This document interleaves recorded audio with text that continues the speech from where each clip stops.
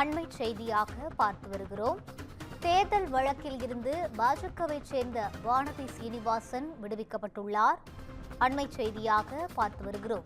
தேர்தல் விதிமுறைகளை மீறியதாக தொடரப்பட்ட வழக்கில் இருந்து பாஜக எம்எல்ஏ வானதி சீனிவாசன் விடுவிக்கப்பட்டுள்ளார். இதுகுறித்த கூடுதல் விவரங்களை வழங்குவதற்காக எமது செய்தியாளர் ஞானசேகரன் இணைப்பில் இருக்கிறார். வணக்கம் ஞானசேகரன், கூடுதல் விவரங்களை பதிவு செய்யலாம். வணக்கம் ரூபி. கோவையில் கடந்த 2016ஆம் ஆண்டு நடைபெற்ற தேர்தலில் தாமரை சின்னத்தில் பாஜக சார்பில் வானதி சீனிவாசன் எம்எல்ஏ போட்டியிட்டார். அப்பொழுது கோவை சித்தாபுதூரில் உள்ள ஐயப்பன் கோவிலில் சாமி தரிசனம் செய்துவிட்டு வழிபட்டு சென்றார்.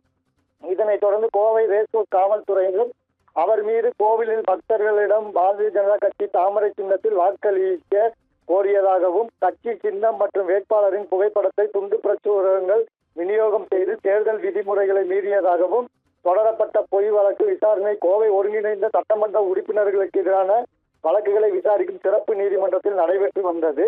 இந்நிலையில் அரசு தேர்தல் விதிமுறைகளுக்கு முரணாக கோவில்களுக்கு உட்பட்ட பகுதிகளில் வாக்கு சேகரித்ததாகவும் துண்டு பிரசுரம் விநியோகம் செய்யப்பட்டதாகவும் அரசு தரப்பில் நிரூபிக்கப்படவில்லை.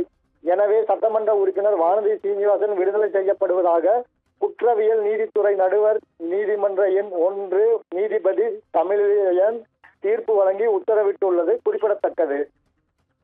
ரூபி, விவரங்களை வழங்கியமைக்கு நன்றி ஞானசேகரன்.